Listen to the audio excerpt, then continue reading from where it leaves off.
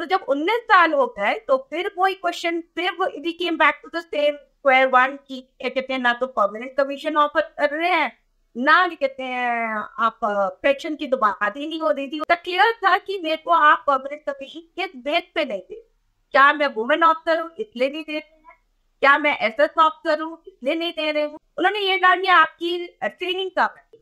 ये पहली बात तो वुमेन का डिस्क्रिमिनेशन, दूसरा एज एन ऑफिसर का डिस्क्रिमिनेशन।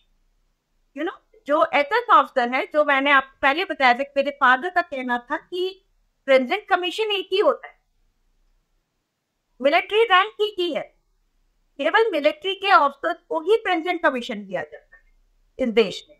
तो जो प्रेसिडेंट कमीशन है उसको आप ये नहीं डिसाइड कर सकते कि ये परमानेंट कमीशन है, क्या रेगुलर कमीशन है, ये क्या कहते हैं आईएमए से आए हैं, ये एनडीए से आए हैं, ये ओटीए से आए हैं, या एएफए से आए हैं, मतलब एयरफोर्स का।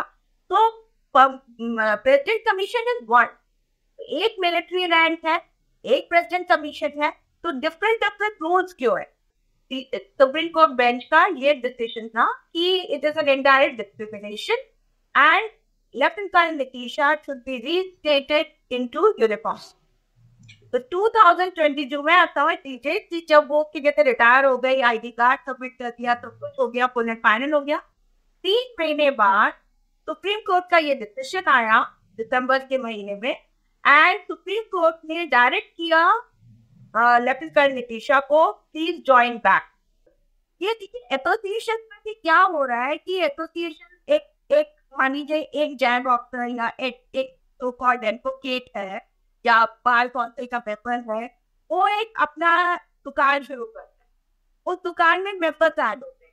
फिर मेरे साथ ऐसा हुआ है कई बार कि उस मेंबर्स में से भी कुछ जैक के बंदे आ जाते हैं और वो कहते हैं अरे ये वाला पर्सन ये पर्सन इज रॉन्ग, मैं आपको नया सिस्टम बताऊंगा, नितिशा जी आप मेरे साथ चलिए। मैं इतनी क्वालिफाइड हूँ कि आप एक effective ऑफिसर हो, आपके you are an aggrieved officer, and आपको जो केस समझ में आ रहा है आप लड़िए। आप नॉट सेइंग कि आप फ्री में लड़िए, आपको हम सपोर्ट करेंगे, वी ऑल सपोर्ट। लेकिन मुझे ये नहीं समझा रहा, कोई कहता है 4,000 दो, कोई कहता है 5,000 दो, कोई कहता है एनुअल सब्सक्रिप्शन दो 3,000-3,500 का। तो मतलब ये दुकानें हैं या कैसे भारद्वाज जो स्टैंड अलोन लड़ाई टीचर की करी और उसके बाद सारे ऐसे सब तो उसको फायदा मिला। देखिए आज मैं और आप टीचर के लिए एलिजिबल तो है, हमारी जो सेकंड लड़ाई है वो इक्वालिटी की है। देखिए इस लेवल तक लाना भी एक बहुत बड़ा माइलस्टोन है। तो यहाँ कर्नल है जो कहती है सबसे मतलब राजनाथ जी से मिल रहे हैं, मिनिस्टर ऑफ डिफेंस से मिल रहे हैं, या मनीष तिवारी जी को उन्होंने बात करी, उसके बाद कहते हैं लोकसभा में ये स्टेटमेंट आ गया। मतलब लोकसभा में प्रेजेंट करना cause is a very big achievement.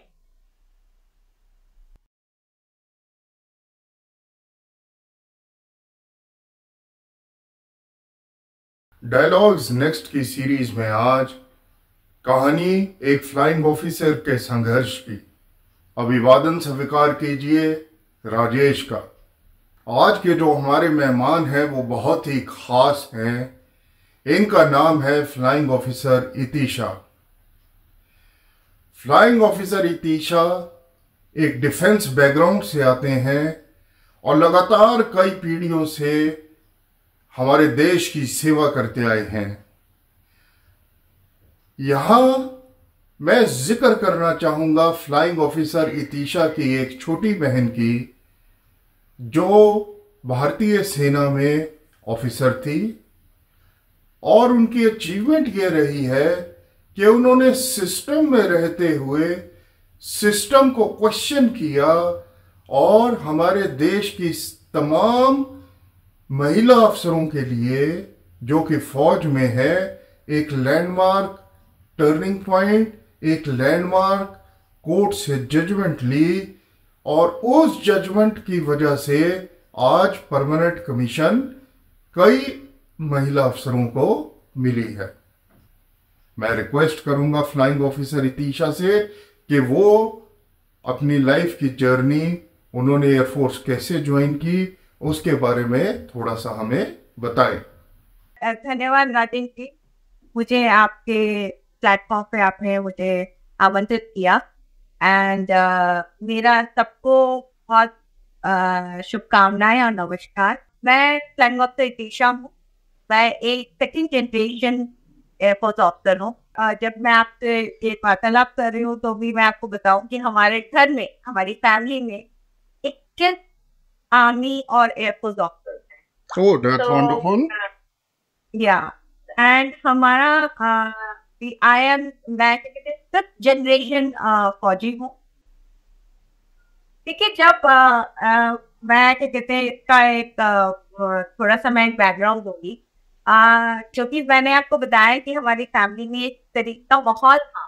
तो मैंने कोस्ट गार्ड के लिए इंटरव्यू दिया एंड मैंने आर्मी के लिए एसएससी क्लियर किया भोपाल में, और मैंने एयरफोर्स के लिए क्लियर किया। तो जब मेरा कोस्ट गार्ड का सबसे पहले सिलेक्शन लेटर आया तो मेरे फादर ने इमीडिएटली कहा कि अरे इसमें तो परमानेंट कमीशन भी है और इसमें रिटायरमेंट के बाद पेंशन भी है। तो लेकिन मेरा वो ड्रीम था कि मैं अपने फादर की यूनिफॉर्म, एक मतलब वो होता है कि मेरे फादर की यूनिफॉर्म में थे एयरफोर्स में, तो मुझे भी एयरफोर्स में ही जाना है। तो मैंने मेरे फादर से कहा कि देख मैं एयरफोर्स के लिए वेट करूंगी। तो मेरे फादर ने कहा कि ये शॉर्ट सर्विस कमीशन है, एंड मैंने अपने भाई के साथ देखा ही है, लेफ्टिनेंट कर्नल राकेश चौहान के साथ देखा ही है कि ये कहते हैं कि क्या स्ट्रगल था उस टाइम पे, कितना कंफ्यूजन था। एंड मेरे फादर के कुछ फ्रेंड्स भी थे जो इमरजेंसी कमीशन ऑफिसर थे, तो उनको लगा कि नहीं ये एक सेफ ऑप्शन नहीं है। एंड बट मैं थोड़ी सी मतलब जिद पकड़ ली थी कि नहीं मैं एयरफोर्स ही ज्वाइन करूंगी। तो मेरे फादर ने फिर कहा कि कहते हैं कि ये शॉर्ट सर्विस कमीशन ऑफिसर है एंड ये कहते हैं एक तरीके से ये एक कंफ्यूजन है। प्रेसिडेंट कमीशन तो ठीक ही होता है। तो फिर लेकिन हमारे जो एडवर्टीजमेंट आते थे रोजगार न्यूज़पेपर, अगर आपको याद हो, मैं 97 की कमीशन ऑफिसर हूँ, तो उस टाइम पे रोजगार न्यूज़पेपर और एम्प्लॉयमेंट न्यूज़पेपर आते थे। तो उसमें क्लियरली लिखा होता था कि पेंशन आफ्टर कंसिडरेशन। मतलब आपका क्वेश्चन का मैं आंसर ये करूंगी कि मुझे ये बहुत खुशी हुई कि मैं एयरफोर्स से सेलेक्ट हुई। फर्स्ट एसएससी दिया और सिलेक्ट हो गई। एंड तो ये तो I was only 21 years and इस साल में अगर आप पहले उसमें क्या कहते हैं ऑल इंडिया कॉम्पिटिशन जीत के आ रहे हो तो आप समझ सकते हो कि आपको कितना खुशी होगी। तो वो खुशी बहुत थी। लेकिन हाँ, ये क्वेश्चन मार्क हमेशा दिमाग में रहा कि ये कहते हैं कि पेंशन मिलेगी, परमानेंट कमीशन मिलेगा, बिकॉज यू नो एडीसी एक बहुत टेक्निकल जॉब होती है। एंड उसके बाद क्या हुआ कि 6 महीने बाद मेरी सिस्टर ने आर्मी क्रैक कर दिया और उसने आर्मी में डिसीजन लिया। तो मेरे फादर हालांकि जानते थे कि ये पेंशन का और ये परमानेंट कमीशन का क्वेश्चन मार्क है, और उनकी दोनों बेटियां निकल गई थी उसमें। तो खुशी तो बहुत थी, लेकिन क्वेश्चन मार्क हमेशा रहा। बहुत गर्व की बात थी कि हम दोनों बहनें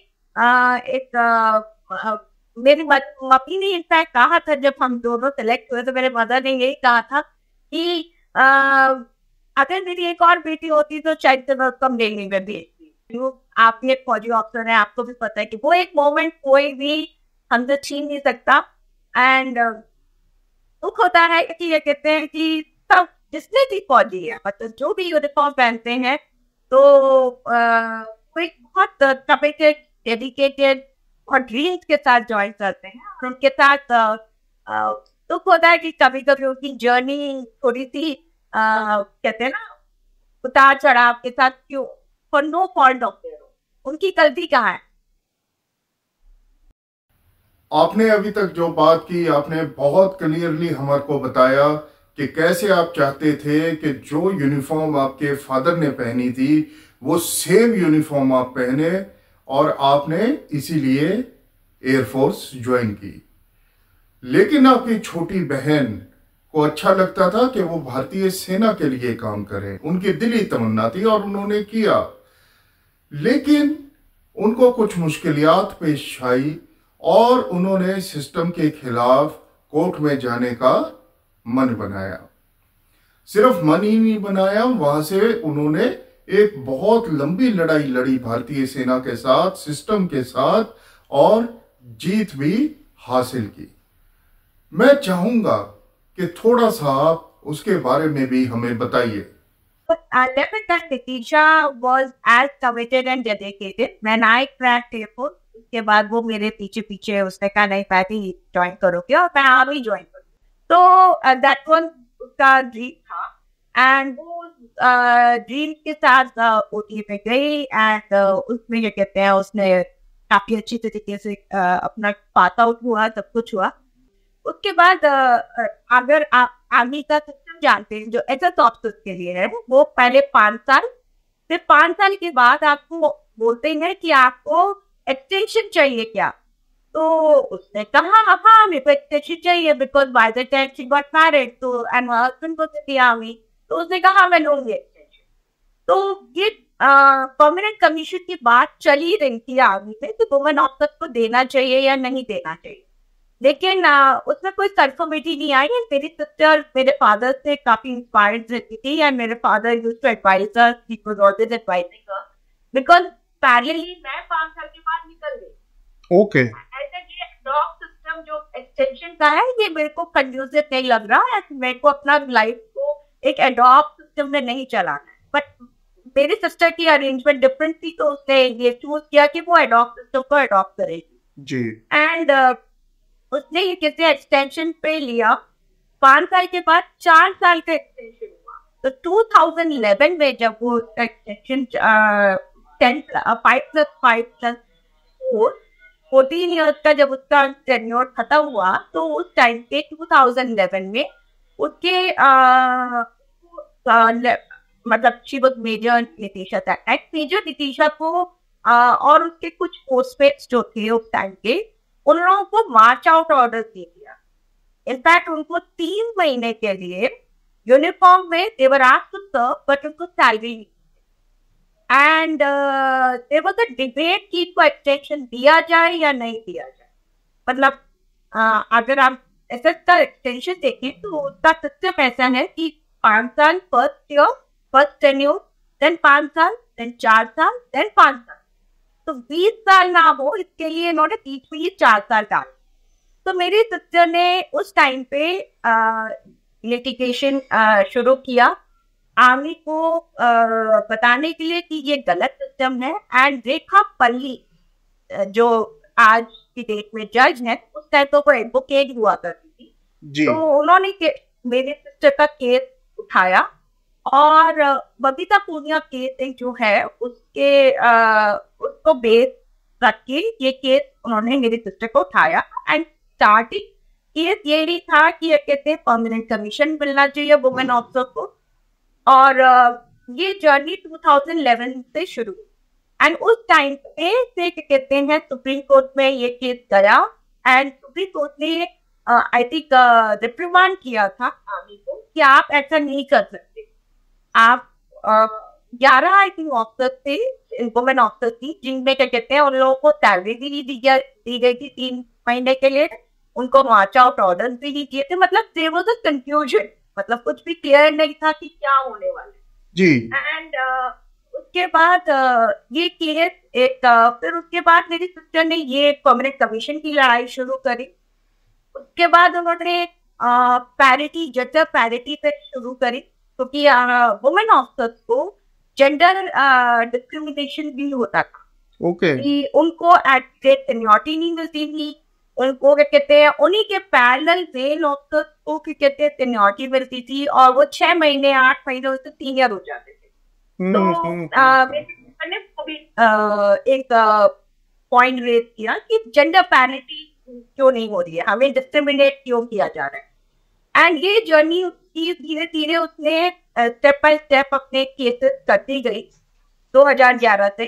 एंड उसके बाद ये केस जब कहते हैं वो 19 ईयर्स की सर्विस, मतलब 2011 में उसको 14 साल के बाद उसको 5 साल का एक्सटेंशन फिर मिला। ओके। जब उसको 5 साल का एक्सटेंशन मिला तो 19 साल हो गए। तो जब 19 साल हो गए तो फिर वही क्वेश्चन, फिर वो came back to the same square one की क्या कहते हैं, ना तो परमानेंट कमीशन ऑफर कर रहे हैं, ना कहते हैं आप पेंशन की तो बात ही नहीं हो रही थी उस टाइम पे। मेरे सिस्टर का सिंपल कंसर्न था कि मैंने 19 साल आर्मी में सर्व किए हैं और काफी कमेंडेबल टेन्योर सर्व किया है, और अगर मेरे पे प्रॉब्लम नहीं है, इफ एज एन ऑफिसर गलत नहीं हूँ, आपने मेरे काम में कहीं गलत नहीं देखा है, तो आप मेरे को परमानेंट कमीशन क्यों नहीं दे रहे हैं? जी तो उसका ये पहला कंटेंशन था। पेंशन और ये सब तो उसका सेकेंडरी था। उसका क्लियर था कि मेरे को आप परमानेंट कमीशन किस बेस पे नहीं दे। क्या मैं वुमेन ऑफिसर हूँ इसलिए नहीं दे रहे हैं? क्या मैं एसएस ऑफिसर हूँ इसलिए नहीं दे रहे हूँ? तो उस टाइम पे ये भी क्वेश्चन उठाए गए थे, मतलब फौज की तरफ से, fighting from government of India. उन्होंने ये कहा कि आपकी ट्रेनिंग कब है? तो मेरे सिस्टर का आर्ग्यूमेंट था ट्रेनिंग मेरी गलती से तो नहीं है, आपने मुझे जो बोला।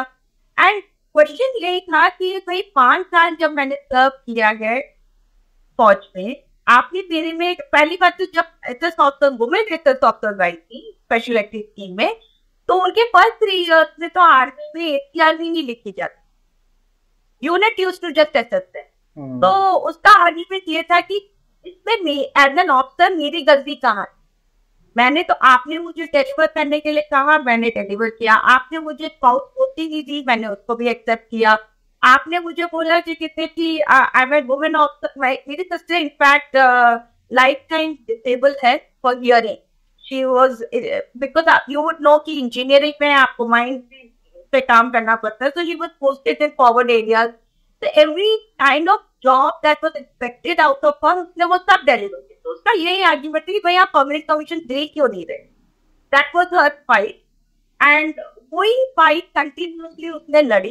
एंड 2022 में जब उसका केस हियरिंग के लिए आया दिल्ली हाई कोर्ट में, तो दैट टाइम क्या कहते हैं, एंड इंडिया की जितनी भी जर्नी है पूरे केस में, लेफ्टिनेंट कर्नल नितिशा की जर्नी है, उसमें काफी एडवोकेट आए जो काफी क्या कहते हैं क्रेडेंशियल्स के साथ आए। I mean I would not take their name, but काफी क्रेडेंशियल्स के साथ, एंड दे वर कन्विंस्ड। उनको मालूम था कि वो जो केस मेरी सिस्टर का उठा रहे हैं उसमें मतलब वजूद है, there is a weight to it. So right from her first advocate to the last advocate, सबने केसेस उठाए, and they argue to with the union government of India that कि आप इसको किस बेस पे रिजेक्ट कर रहे हैं पिटीशन को। एंड मेरी सिस्टर की लड़ाई में उसके साथ उसकी कोर्टमेट भी थी, एंड दोनों ने मिलके मतलब इस पिटीशन को पुश करते रहे।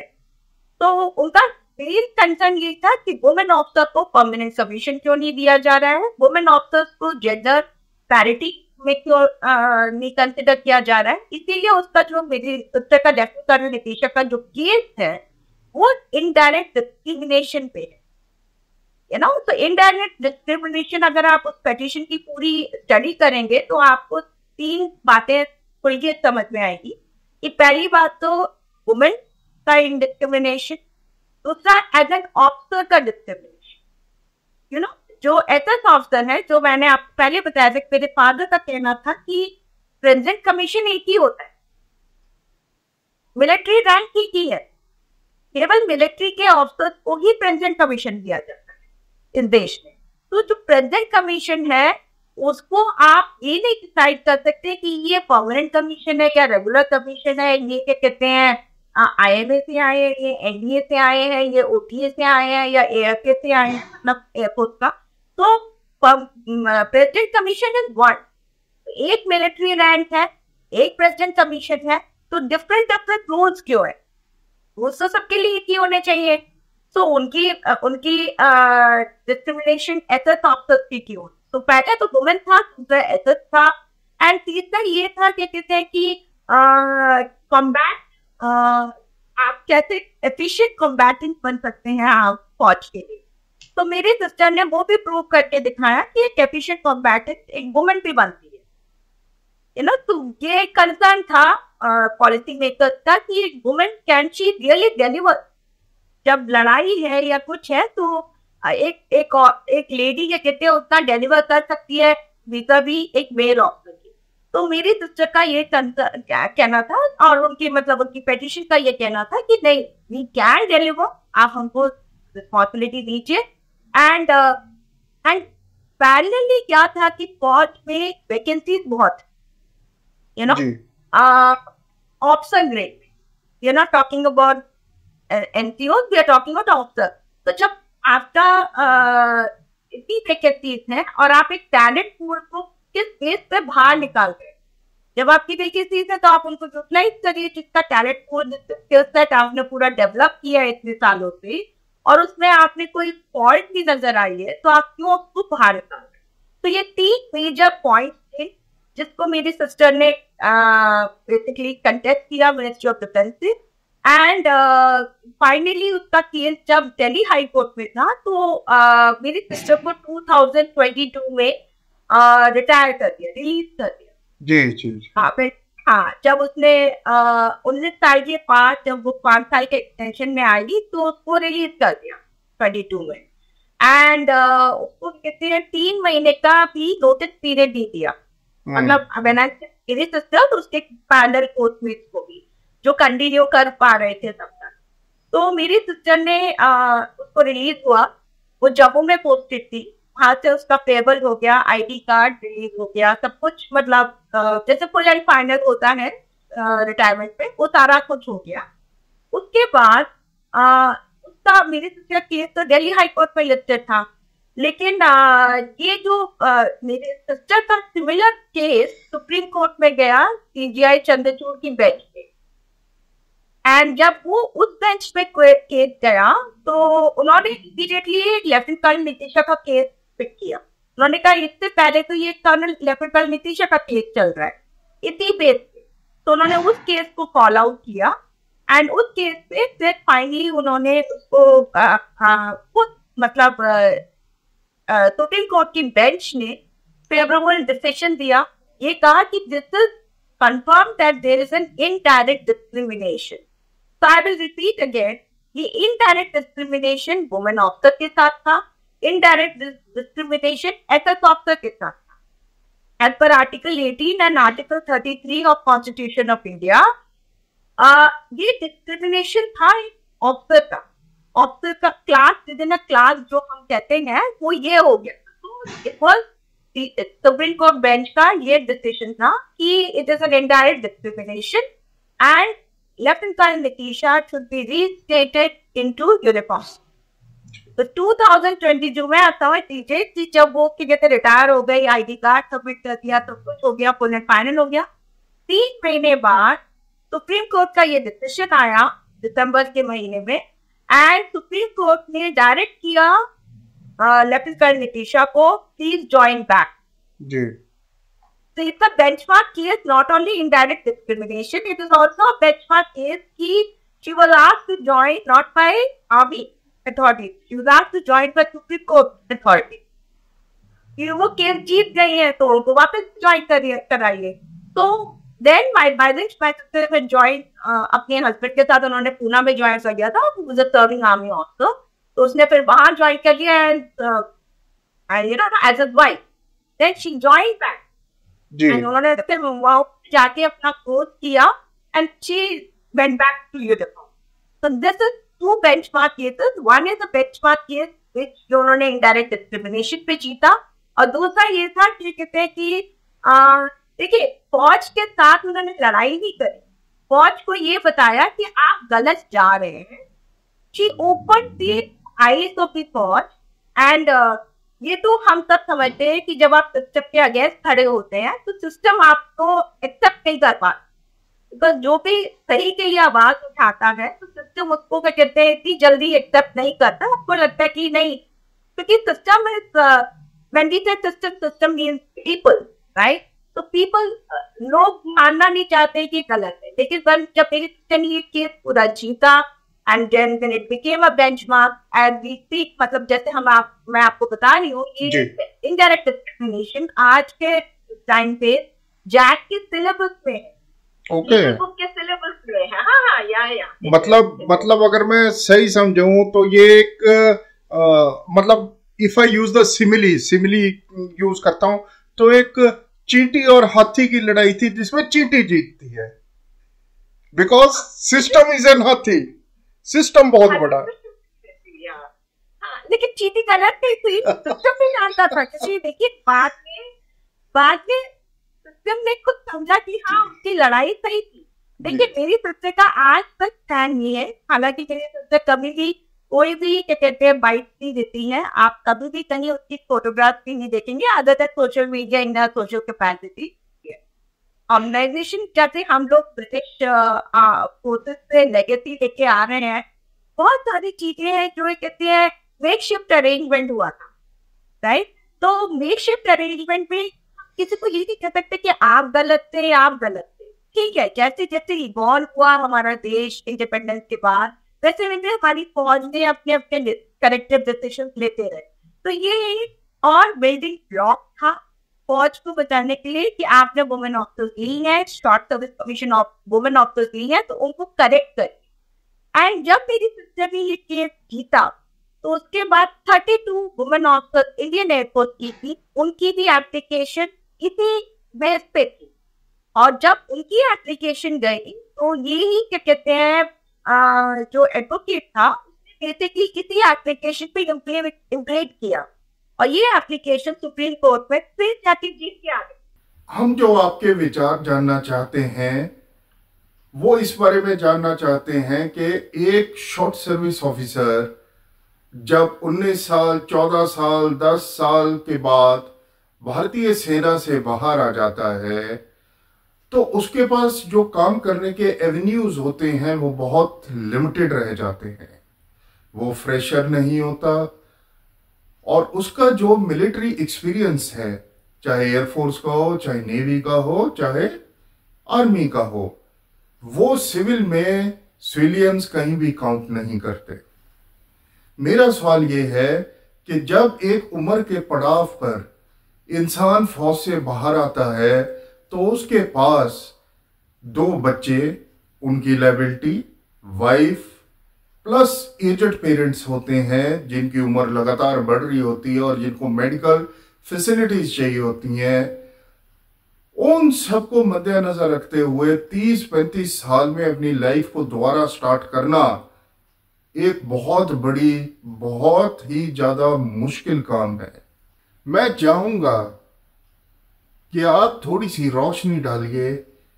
आप एक एसोसिएशन से भी जुड़े हुए हैं, आप अफसरों को मिलते भी हैं, और अभी हाल ही में 2 केस हुए हैं, एक कैप्टन गुरुंग का और एक कैप्टन शशि बाला का। मैं चाहूंगा कि आप थोड़ी सी रोशनी डालिए, थोड़े से अपने एक्सपीरियंसेस हमारे साथ शेयर कीजिए। देखिए राजेश जी, इसमें मैं पहले तो बताऊंगी कि क्योंकि मेरी सिस्टर मेरे से छोटी है तो वो मेरे को फॉलो कर रही थी। तो मैं जब क्या कहते हैं 2002 में मैंने डिसीजन लिया कि मैं एयरफोर्स को छोड़ू, एंड लाइक एक बहुत बड़ा शॉक था मेरी मॉम को, मेरी सिस्टर को, कि अरे ये तो इतनी पैशनेट थी, और ये क्या कहते हैं आप मतलब अगर कभी मैं आपको पर्सनली कभी बताऊंगी कि मैंने कैसे एयरफोर्स ज्वाइन किया, कितना बड़ा रिस्क लिया था। मेरा ओटी का कॉल आ गया था और मेरे को आर्मी में ज्वाइन करना था, मेरा लास्ट में एयरफोर्स का कॉल आया था। तो मैंने ट्रिप की थी, मैं सबको छोड़ती जा रही थी केवल एयरपोर्ट के लिए। तो मेरी फैमिली में मैं फर्स्ट वुमेन ऑफिसर हूँ अपने कॉलेज की, मैं फर्स्ट वुमेन ऑफिसर हूँ अपनी फैमिली की। तो सबको मतलब कहते हैं ना कि नाना के साइड की ननिवा से, दादाजी के साइड से, हम जगह एवरीबॉडी वाज लाइक कि कर क्या नहीं है, तो इतना अपना डिसीजन ले लिया इससे कि जो। और मेरा यही आर्ग्यूमेंट था कि भाई एडॉप्ट जब मैं आपकी जिंदगी के 5 साल और लगा दूंगी, जबकि मेरा एक बच्चा हो चुका, बेटा हो चुका था। तो मैंने कहा उसके बाद व्हाट नेक्स्ट, फिर क्या होगा। तो मैं कुछ सीनियर ऑफिसर्स का केस देख रही थी, जैसे एक फ्लाइट लेफ्टिनेंट अनुपमा भगवान है जो हमारी फर्स्ट बैच की एयरफोर्स की है। तो मैंने उनका केस स्टडी किया, मैंने कहा कि इसका मतलब ये हमें एक्सटेंशन पे ही रखेंगे, एडवांस बेसिस पे रखेंगे। तो मैंने एक बहुत बड़ा डिसीजन लिया कि नहीं, मैं एयरफोर्स छोड़ू। लेकिन एयरफोर्स तो छोड़ दिया, उस टाइम पे मेरा एक बेटा हो गया, मैरिज थी।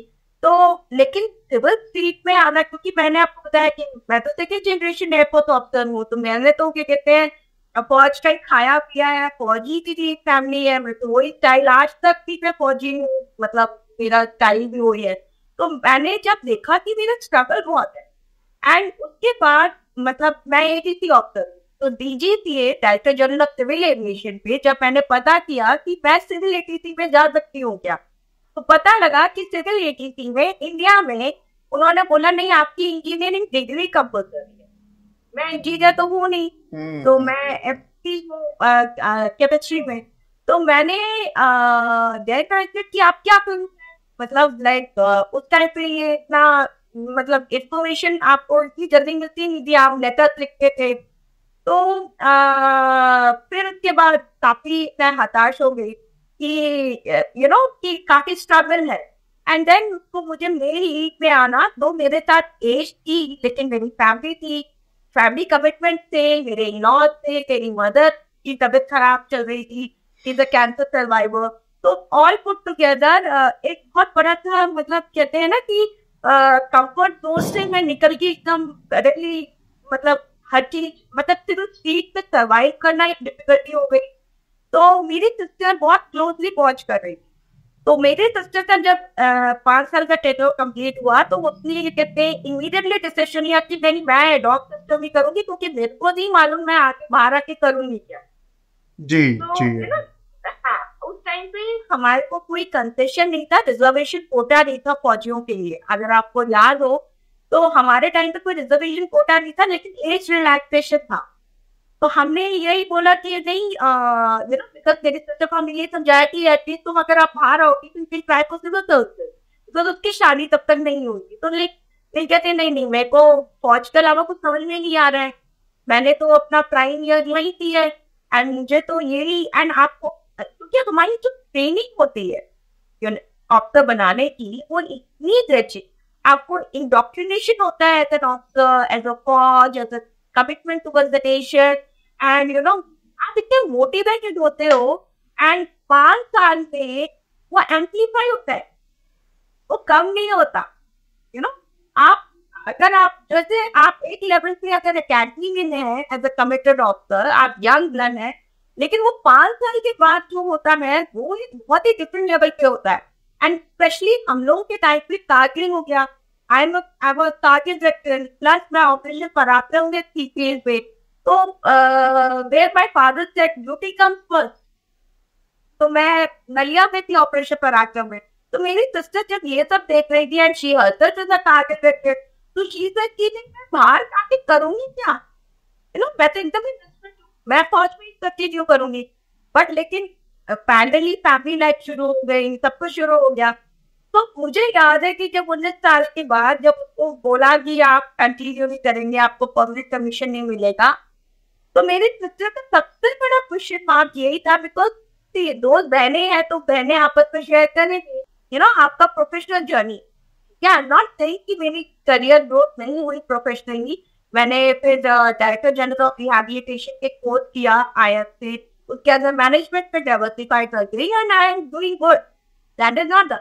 बट मेरी सिस्टर 19 साल के बाद अगर उसको जैसे कहते हैं ना दूध में से पंखे निकाल दीजिए, तो क्या मैं कहाँ जाऊंगी, क्या करूंगी। तब तक बेटी हो गई उसकी, उसकी फैमिली बढ़ गई, मतलब उसकी family life parallelly take off कर गई। हालांकि उसने अपने आप को अपडेट किया, उसने यहाँ तक कहा शायद से दीदी मेरी अगर मेरे को आर्मी नहीं कंटिन्यू करने देगी तो मैंने बीएड कर लिया है, अब मैं कहते टीचिंग का जॉब पे कर सकती हूँ, बिकॉज वो सीएमई में इंस्ट्रक्टर थी। तो उसने कहा कि मैं टीचिंग कर लूंगी, जहाँ भी मेरे हस्बैंड की पोस्टिंग होगी मैं वहाँ केंद्रीय विद्यालय में या आर्मी पब्लिक स्कूल में कर लूंगी।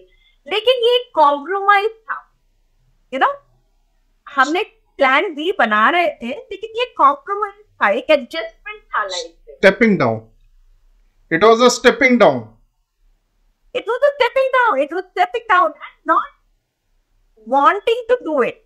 अंदर से नहीं आ रहा, ये था कि ठीक है मैं एक वर्किंग वुमन हूँ, मैंने अपने देश के लिए अपना प्राइम ईयर दिया है, तो मैं एक वर्किंग वुमन हूँ, मैं कंटिन्यू करती रहूंगी।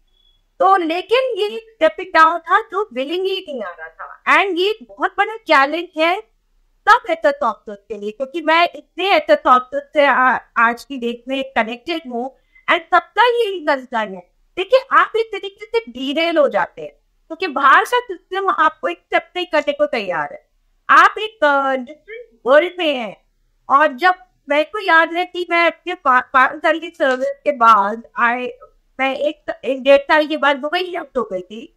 एंड मैंने जब अपनी पहली टाइम इंटरव्यू के लिए गई और अपना सीवी डाला, तो मेरे एचआर ने, जो इंडियन ऑरिजिन का था एचआर ऑफिसर, उसने मुझे बोल दिया कि आप ये 5 साल फौज की टाइप ऑफ कर दीजिए अपने सीवी पे। मैंने कहा ठीक है, मैं मैनेजमेंट पे घुसूंगी एंड मैं पूरा करके दिखाऊंगी। एंड मैं आज तक नहीं कर रही हूँ, इनफैक्ट मैं पीछे नहीं होती हूँ, क्योंकि मेरे को ये प्रूव करना है कि आप जो फौज की एक्सपीरियंस या फौज की जो आप क्या कहते हैं क्वालिफिकेशन है, जिसको आप डिस्क्रेडिट कर दे हैं या जिसको कोई भी उसको वैल्यू नहीं देते, वो तो ये पूछा जाता है आप टेबल पे लेके क्या आ रहे हो, what is your skill set, you know. And then I used to draw, मैं ट्रेंडर रह चुकी हूँ, मैं ऑपरेशन पराक्रम में रह चुकी हूँ, मैंने ये करा है वो करा है। तो मैं उनको समझाती थी, लाइक लिटरली मैं उनको ना एक पहली बात तो ये थी कि एक ऐसा सब्जेक्ट है कि किसी को समझ में ही नहीं आता, you know, it's a subject which nobody understand. अच्छा पायलट से सेम लाइक गनरी, मेरे को एक पेड़ पर एक गोला लेके आना है दुश्मन की टेरिटरी में 20 किलोमीटर दूर। How do I make a civilian understand that? अरे क्या, तो ये बहुत बड़ा कंसर्न था। बट मैंने कसम खा ली थी, मैंने कहा नहीं, मैं आपको एटीसी का समझाऊंगी। तो मैं मूवीज का नाम लेती थी, मैं कहा पहले आप ये मूवी देखो, आपको समझ में आएगा कि एटीसी क्या होता है। फिर मैंने उनको समझाना शुरू करा एंड मतलब इस तरीके से मैं एडुकेट करती हूँ। मेरी अगर आप कभी पीजी पढ़े थे तो it is more like an education of की what ATC job involve. But फौज की ATC job is not ATC job. Tower में बैठे कंट्रोलिंग ही नहीं है। एटीसी जॉब मतलब आपको पूरा रनवे मैनेजमेंट आना चाहिए, आपको सिक्योरिटी सिस्टम्स आने चाहिए, आपको पूरी कहते हैं इंटरनेट लैंग्वेज साइबर सिक्योरिटी आनी चाहिए। तो ये सब जब मैं कहते हैं पूरा पैरेलल ड्रॉ करती थी, जब जाके मेरे को जॉब मिली। And then I very proudly थे कि जब मेरे को कोच करा दुबई में, तो ये बोला कि शी इज अ फौजी गर्ल। तो ये चैलेंज है थॉट कमीशन ऑफिसर के लिए। एंड ये तो एक मैं वुमन हूँ, वुमेन आई मीन आई से कि उनके लिए स्ट्रगल है हार आना, लेकिन let's see they're married and they have support systems and all things, but I do know men के लिए बहुत बड़ा चैलेंजिंग हो जाता है। मतलब मैं कभी किसी एक ऐसे से बात कर रही थी, वो क्या था, मैम मैं इंजीनियर हूँ, फिर मैं आर्मी पे गया, फिर मैं क्या कहते हैं आर्मी से जब बाहर आया तो मैं कहते हैं अकाउंट में चला गया। मतलब I'm not saying कि ये एक तरीके से लेटरल ट्रांजिशनिंग इज रॉन्ग, लेकिन आप पढ़ते क्या है, करते क्या है, इफेक्टिवली आपको मार्केट कैसे एक्सेप्ट करता है, ये एक बहुत बड़ा डिस्कनेक्ट होता जाता है। इस डिस्कनेक्ट में क्या होता है, you are starting from scratch and you are taking it that scratch, you are not taking. आप मतलब मैं ये कहना चाहूंगी कि 5 साल का जो आपका एक्सपीरियंस है, वो 5 साल का एक्सपीरियंस अगर आपको एड ऑन करे तो आप डिफरेंट लेवल पे होंगे। यू नो, मैं जैसे कहते हैं अपने भी अभी की करेक्ट प्रोफेशन में भी मेरे साथ कुछ लोग हैं जो किसी उसी ऑर्गेनाइजेशन पे कंटिन्यूसली काम कर रहे हैं, तो दे आर कंसिडर्ड पीरियड, लेकिन मेरा वो 5 साल कंसिडर नहीं करा जाता। तो ये बहुत बड़ा एथिक ऑफिसर के लिए स्ट्रगल है एंड ये डिटेल्ड है उनके करियर, प्रोफेशनल करियर में कोई डिटेलमेंट आ जाता है, लॉस ऑफ सीनियरिटी आ जाती है एंड उसके बाद एक वो डिस्ग्राइटेड ऑफिसर बन जाता है। उसको लगता है कि भाई मैंने ऐसे ऑफिसर पे कमेंट्स पढ़े हैं राजेश जी, जो कहते हैं हमारे यहाँ जेपीओ काम करता है, वो उन्होंने वो काम किए, उसको घर तो चलाना है, उनकी शादी हो गई है 5 साल से। हमारे इंडियन सोसाइटी में 5 साल से अगर मान लीजिए 22 साल में 21 साल का लड़का या लड़की आर्मी या फौज ज्वाइन करता है और उसके बाद वो क्या कहते हैं आगे 5 साल या एक्सटेंशन 10 साल के बाद तो वो फैमिली भी होती है, उसका बच्चा भी होता है और उसको एक अपनी फैमिली को चलाना भी होता है, तो उसको अपना करियर भी देख, तो ये लिबर्टी नहीं होती, तो वो एडजस्टमेंट भी करता रहता है एंड ये साइकिल चलती रहती है, यू नो। ये एडजस्टमेंट की साइकिल चलती रहती है। तो एक होता है कि मैं मतलब आई एम नॉट सेइंग कि लाइफ में एडजस्टमेंट नहीं करना चाहिए, but I am just saying कि आप किस लेवल पे थे। जब आपने फौज ज्वाइन किया राजेश जी, जब आपने ज्वाइन किया या मैंने ज्वाइन किया या हम जैसे लोगों ने ज्वाइन किया, वो एक टॉप, आप अपनी पिनिकल पे चले जाते हैं, right? That is the pinnacle. Because मैं बनना चाहता था फौजी officer, because the end of the day फौज में सब नहीं जाना चाहते। यस, ये भी ठीक है। जो एसएसपी में जाना चाहते हैं वो कीन होते हैं, और उसके बाद जो क्लियर बन जाते हैं, क्योंकि ये अंडरस्टूड है कि जो एसएसपी का असेसमेंट सिस्टम है, it is the best. SSP के आगे आज भी कॉर्पोरेट में भी दे हैव एक्सेप्टेड कि एसएसपी का जो सिलेक्शन सिस्टम है वो सबसे डिफरेंट है एंड सबसे मतलब अच्छा, वेरी हाई लेवल सिलेक्शन। तो वो सिलेक्शन के बाद जो कैंडिडेट क्या कहते हैं एसएसपी क्लियर करके ऑफिसर की यूनिफॉर्म और ट्रेनिंग, इसकी रिगरस ट्रेनिंग के बाद अगर वो ऑफिसर बनता है तो वो अपने लाइफ में एक पिनिकल पे चला जाता है। एंड फिर उस पिनिकल के बाद वो नीचे आता है, it's like stepping down, you know. वो स्टेपिंग डाउन उसके लिए अच्छा नहीं होता, क्योंकि सिस्टम, इकोसिस्टम ने उसको वैसे पुश किया है। तो ये सारा, एंड उसके बाद I mean, I will use this platform to bring this point for very simple reason कि आज आप देखिए राजेश जी, सबसे बड़ी प्रॉब्लम ये है कि आप उस 5 साल का एक प्रोफेशनल था, आप उसका 5 साल दे रहे हैं, आप उसको डिले कर रहे हैं, उसके बाद अब इकोसिस्टम उसको, प्रोफेशनल इकोसिस्टम उसको आइडेंटिफाई नहीं करता। उसके बाद वो जब देश में बाहर आता है तो आपको क्योंकि पेंशन अंडर कंसिडरेशन हो नहीं गई, पेंशन अंडर कंसिडरेशन उसको एडवर्टाइज करी, 1962 की पॉलिसी रेगुलेशन एक्ट है, रेगुलेशन एक्ट 30 जो है उसमें क्लियरली लिखा है। तो कहने का मतलब है कि 1962 से रेगुलेशन चला आ रहा है कि पेंशन पॉलिसी दी जाएगी। उसके बाद ये ना कि जो कंफ्यूज चीज है उसमें आप एक पर्टिकुलर ऑफिसर की डिलेमा सोचिए कि उसके साथ क्या होता है। तो हर जगह से ही getting a meeting, you know, short service commission officer system में रह के भी उसको मीटिंग करती है, is a class, is in a class. उसके बाद जब वो बाहर आता है तो उसकी प्रोफेशनल मीटिंग होती है। पर्सनल लाइफ को तो मैं टच ही नहीं कर रही हूँ, एवरीबडी हैज देयर ओन। लेकिन जो एक जनरल स्टेटमेंट ये है कि उसको आप प्रो रेटा पेंशन, जो एक जेन्युइन आंसर है ओआरओपी की, जब ओआरओपी 2014 में रेवाड़ी पे प्राइम मिनिस्टर मोदी ने डिक्लेयर किया था कि सबको ओआरओपी मिलेगी, मतलब ऑफिसर्स को भी, नॉन कमीशन ऑफिसर्स को भी, तो शॉर्ट सर्विस को क्यों हटा दिया? जहां ये एक लैंडमार्क जजमेंट आई, जब आपकी बहन ने सुप्रीम कोर्ट में केस जीता, उसके बाद कई एसएस अफसरों की एसोसिएशंस बनी और उनके साथ आपने काम किया। और मेन जो चीज है इन एसोसिएशंस की वो है OROP, 1 rank 1 pension SS officers के लिए। इन एसोसिएशंस के साथ आपने बहुत काम किया है, अभी भी एसोसिएटेड है। हमारे दर्शकों को जरा बताइए कि एसोसिएशंस कैसे काम करती हैं और इनके बारे में आपका ख्याल क्या है।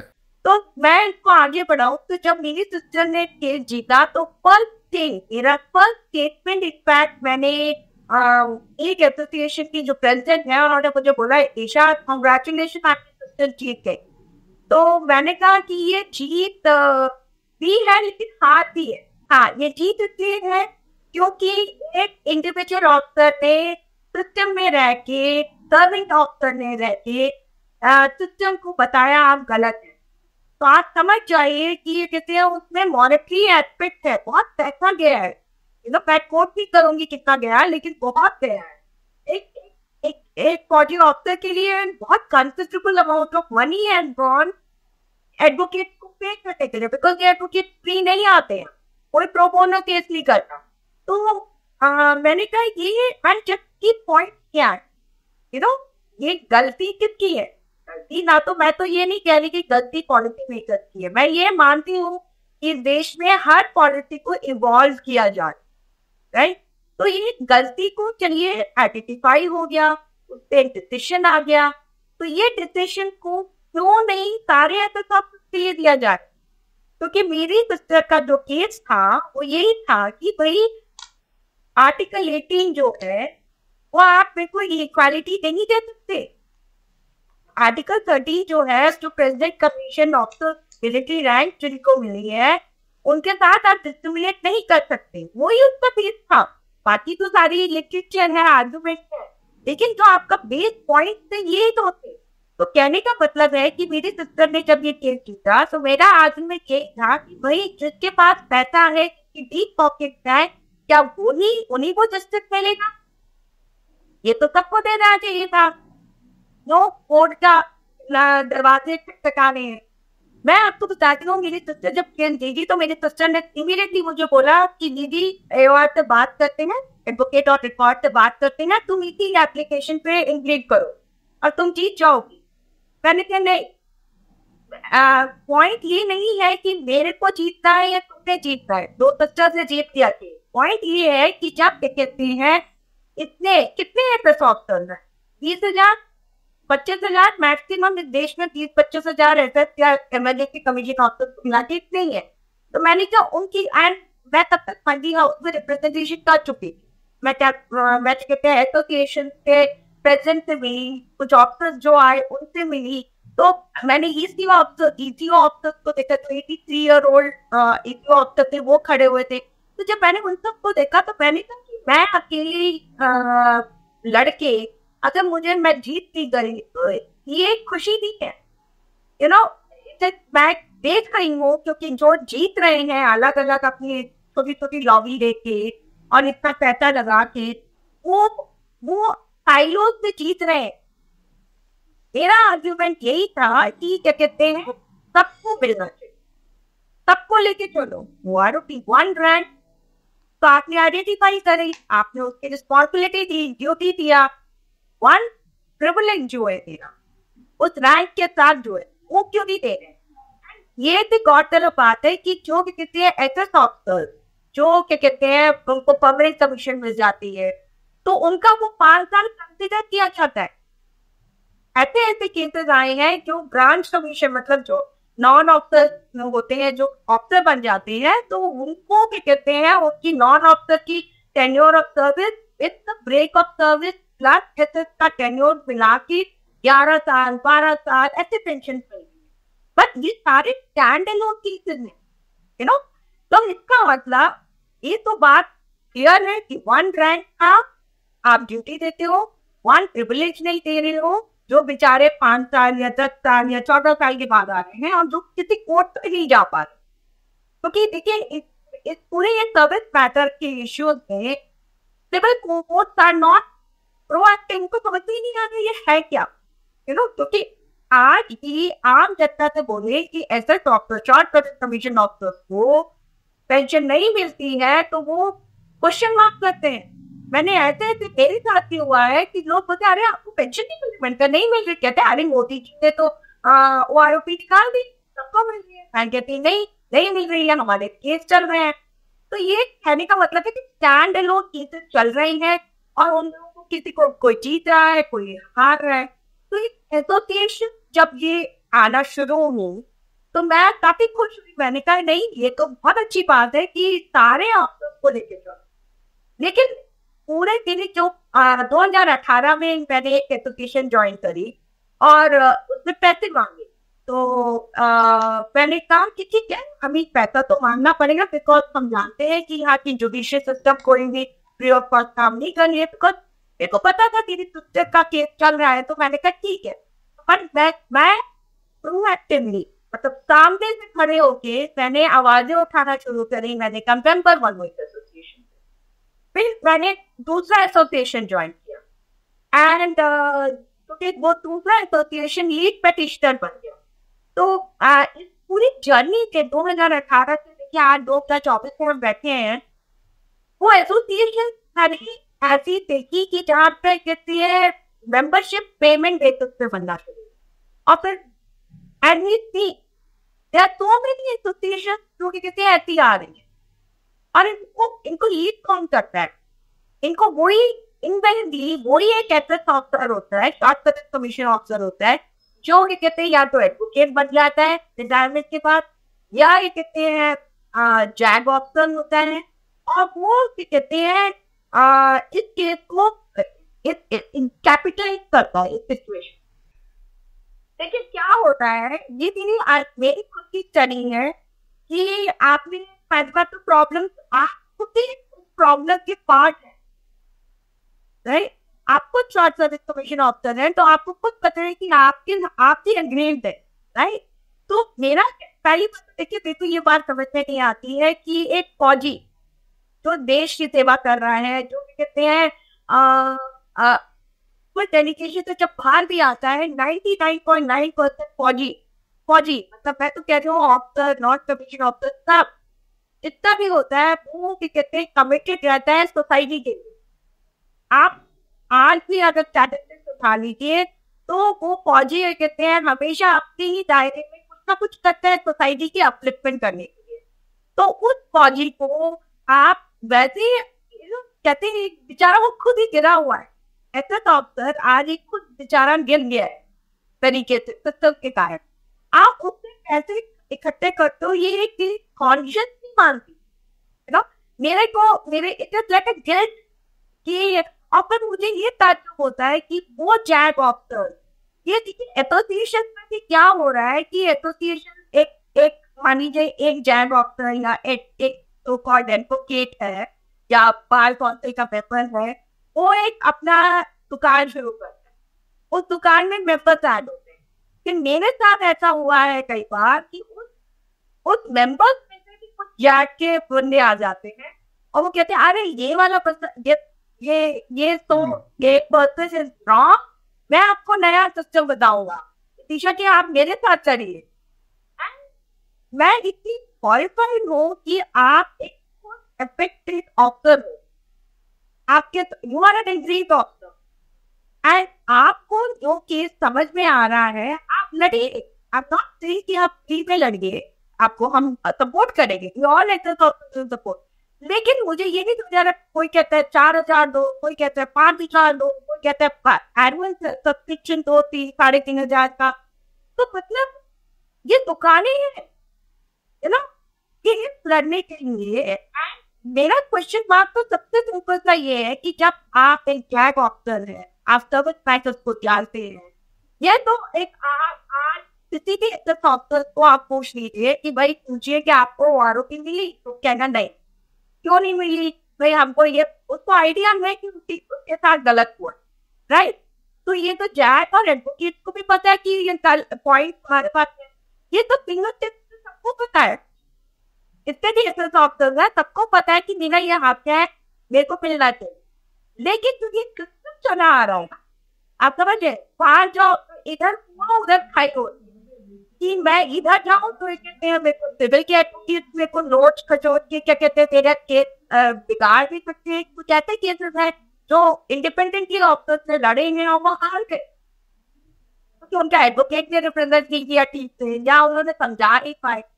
यहाँ तो देखो ये लगता है कि जो एडवोकेट या जैग वाले ऑफिसर हैं उनको तो सारे पॉइंट पता है, आप आगे लड़िए, केस लड़िए। कुछ ऐसे ऑफिसर हैं जिन्होंने सिंगल हैंडेडली केसेस लड़े हैं और सबको फायदा मिला। मतलब ईसीएचएस का केस अगर आप देखिए वो ऑफिसर ने खुद लड़ा है एंड ही इज 81 कैप्टन बोरनवाज, I will quote his name with due respect and salute, जो है जो खुद एडवोकेट भी नहीं है, लेकिन वो कैप्टन चोपड़ा एंड कैप्टन बोरनवाज लड़ते रहे और उसके बाद जब वो लड़ रहे हैं तो उस विनिंग केस में भी लोगों ने अपॉर्चुनिटी दो की।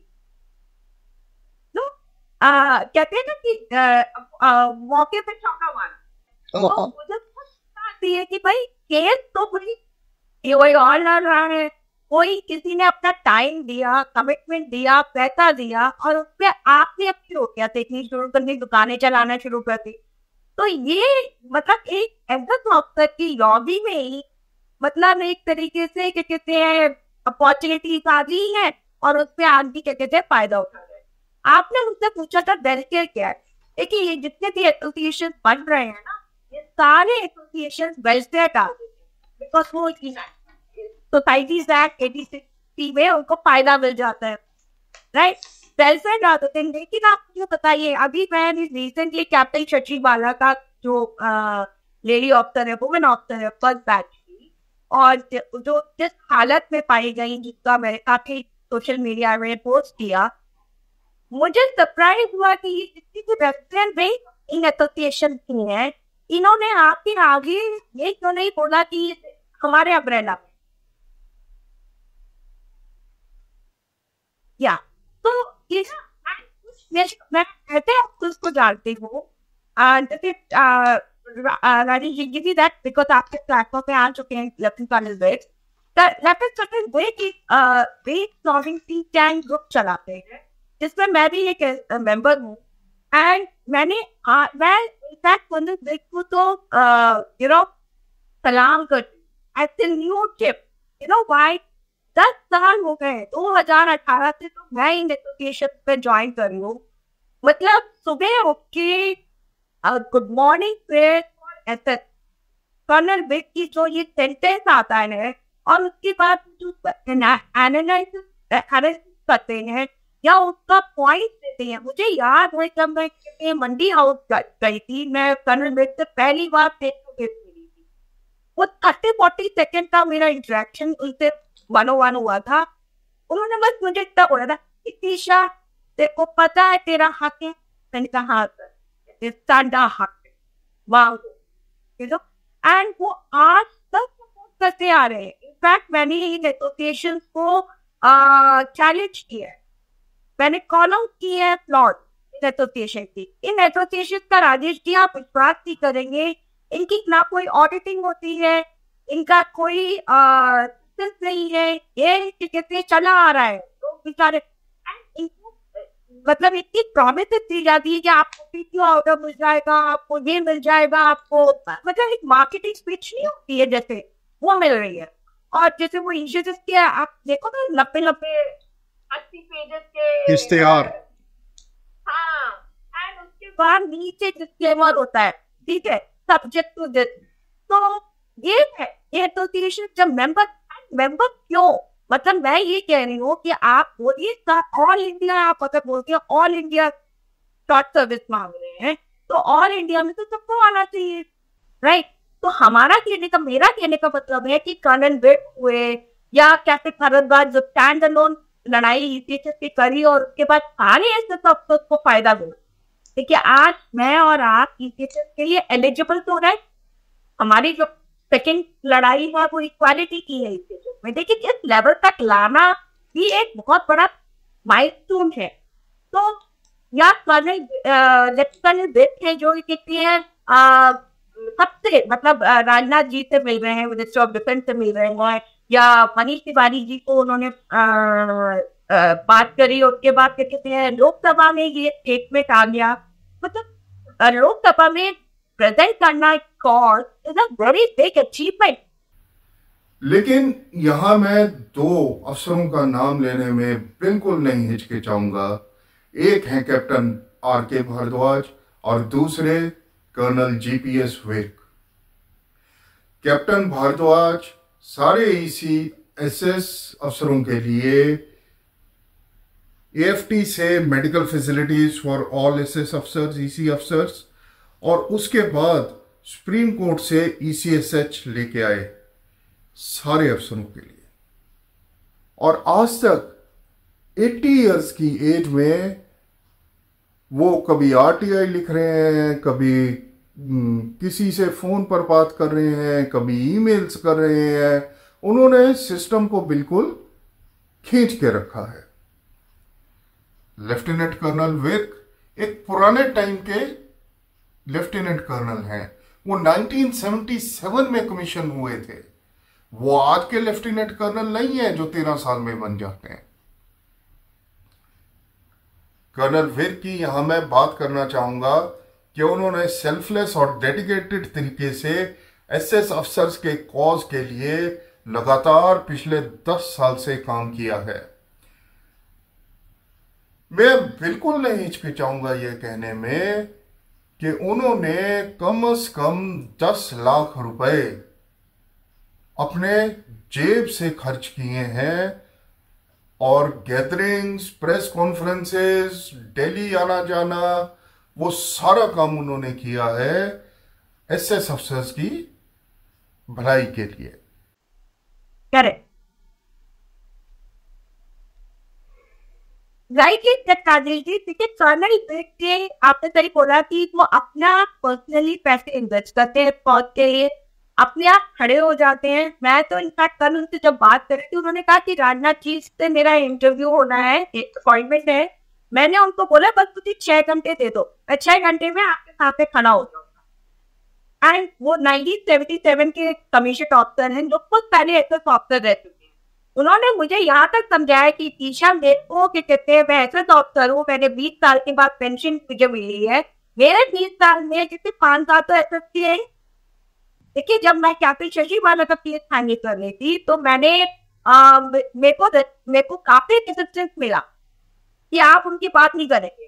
एंड मैं आपको बता दूं कि मेरे को ये रेजिस्टेंस कुछ मिसगाइडेड फौजी लोगों ने दी, क्योंकि वो नहीं चाहते थे ये बात बाहर है कि कैप्टन शशि बाला कैसे ऑफिसर है एंड उनको ना तो प्रोरेटा पेंशन मिल रही है, ना उनको इज्जत मिली, आज वो एक आश्रम में है। तो जब मेरे को लगा कि नहीं ये तो किसी के साथ हो सकता है, कैप्टन गुरुम के साथ हुआ जो एक ऐसे ऑफिसर थे, ऐसे कितने ऐसे ऑफिसर्स हैं जिनके बारे में हमें पता ही नहीं है। तो जब कर्नल विर्क कहते थे मैं तो ऐसे ऑफिसर ना इतिशा पहले, बाद में मैं परमानेंट कमीशन मिली मुझे, कहते हैं लेकिन इतिशा वो तो मैं ऐसा पे ना, मैं अपने एसएस के साथ ही खड़ा होगा तो कौन खड़ा होगा। तो वो जब उन्होंने मुझे ये बोला तो आप समझ सकते हैं मैं भी कैप्टन शशि बाला के लिए उतनी ही डटी हुई खड़ी हुई। मेरे साथ शौर्य चक्र वाले कितने ऐसे ऑफिसर्स कनेक्टेड हैं जिनको कहते हैं, आपको मालूम है शौर्य चक्र वाले ऑफिसर्स को 6,000 की पेंशन मिलती है और वो भी नहीं आ रही है।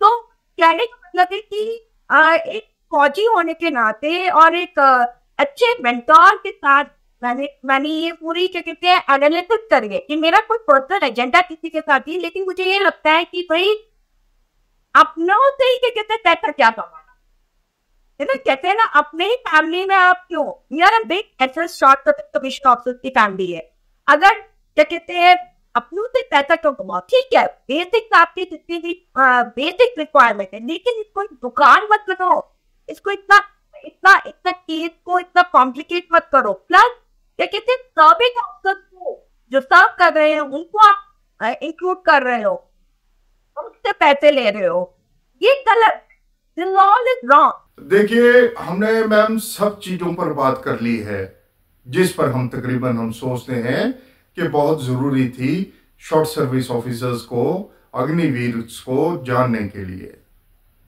यहां मैं थोड़ा सा हट के बात करूंगा, थोड़ा सा लकीर से परे जाके आपसे पर्सनल सवाल पूछना चाहता हूं। आपने शुरू में हमें बताया था कि आपकी सिलेक्शन जो थी वो इंडियन कोस्ट गार्ड में हुई, जहां के एक पेंशनेबल सर्विस थी, मतलब सर्विस के बाद आपको पेंशन भी मिलनी थी। आपके फादर भी आपको एडवाइस यही किए थे कि आप कोस्ट गार्ड को ज्वाइन कर लीजिए क्योंकि पेंशनेबल सर्विस है। आपका एक पैशन था एयरफोर्स ज्वाइन करने का और आपने ज्वाइन की इंडियन एयरफोर्स। तमाम मुश्किलात जो आपकी जिंदगी ने आपको पेश की, उसके बाद आज के दिन अगर वही चीज, वही ऑप्शन आपसे पूछी जाए, वही आपके सामने पेश हो ऑप्शन कि आप इंडियन कोस्ट गार्ड ज्वाइन करना चाहेंगी या आप इंडियन एयरफोर्स ज्वाइन करना चाहेंगी, तो आप किसको चुनेंगी और क्यों? देखिए पैशन देखे तो एयरफोर्स था, लेकिन अगर genuine practice and pragmatic purpose देखे तो कोस्ट गार्ड। बिकॉज मेरे को आज अगर कोस्ट गार्ड में होती तो मैं अपना करियर प्रोग्रेशन प्लान कर सकती थी, मैं क्या कहते हैं एक करियर में पिनिकल तक जा सकती थी, एंड मेरा ये जो करियर शॉर्ट हुआ for no fault of mine, for no reason, वो मेरे को लगता है कि अगर मैं कोस्ट गार्ड में होती तो मैं एज अ प्रोफेशनल आज कहीं और होती as Coast Guard. So I would have definitely chosen at this maturity level. And that maturity level, मैंने passion के लिए पीछे, but no regret. I mean, there are no regret. But today, if it was being at this level, I would have said I would have chosen Coast Guard, and I'm sure I would have excelled. मैं अपने career में काफी excel कर. तो यानी कि after a gap of so many years, you agree with your father. I agree with that. देखिए मैं I agree father to the point कि जब मैं एयरफोर्स छोड़ रही थी तब भी मेरे फादर ने कहा कि बेटा, जो वो मेरे साथ नहीं कर पाए, मेरे को कर नहीं कर पाया, तो मैं दूसरी बेटी, अपनी छोटी बेटी को कन्विंस कर दिया। एंड फिर वो देखिए, वो आज मेरी सिस्टर जो केस जीती है, वो उसका जो बीज है वो मेरे फादर ने ही डाला। नहीं, तुम लगे रहो, यू प्रिंट सिस्टम का चेंज लेके आओ। उनका जब मैंने और मेरी सिस्टर ने सिलेक्शन के बाद मेरे फादर ये कहते हैं गलत है, इसमें पॉलिसी आनी चाहिए, तो देखिए उन्होंने मेरी सिस्टर के थ्रू करा दी, एंड आज स्पीक मेरी सिस्टर की पेंशन भी आ रही है। तो सिस्टम में तो गलती थी जो मेरे फादर ने 97 में आइडेंटिफाई करी, और जो मेरे साथ नहीं वो कर पाए। I mean with due respect my father no more, but लेकिन मेरे फादर ने जो मेरे साथ नहीं कर पाया वो उन्होंने मेरे सिस्टर के साथ करवाया, एंड आज मेरी सिस्टर पर विनिंग स्ट्रीक पे बैठी है, तो वो इसलिए बिकॉज माय फादर। हम शुक्रगुजार हैं कि आपने डायलॉग्स नेक्स्ट के लिए अपना कीमती समय निकाला, और हमारे जो शॉर्ट सर्विस के जितने भी लोग हैं, चाहे वो ऑफिसर कैडर के हों, चाहे वो जवान कैडर के हों, जिनको अग्निवीर बोला जाता है, उनके बारे में तमाम बातें की। और मैं उम्मीद करता हूं कि जब वो लोग ये वीडियो देखेंगे तो उनको भी समझ आएगा कि सिस्टम में खामियां कहां कहां हैं, और उन खामियों से लोग किस हिसाब से उनका फायदा उठा सकते हैं। मैं ये भी उम्मीद करता हूं कि ये वीडियो किसी तरीके से भारतीय सरकार के पास भी पहुंचे, और वो भी इस चीज का संज्ञान लें कि जब इतनी क्वांटिटी में हमारे पास अग्निवीर आएंगे तो हमारे पास उनको रीसेटलमेंट के लिए रोड मैप क्या है। मैं इसी के साथ इस वीडियो को यहीं खत्म करना चाहूंगा और आपका शुक्रिया अदा करना चाहूंगा। जय हिंद।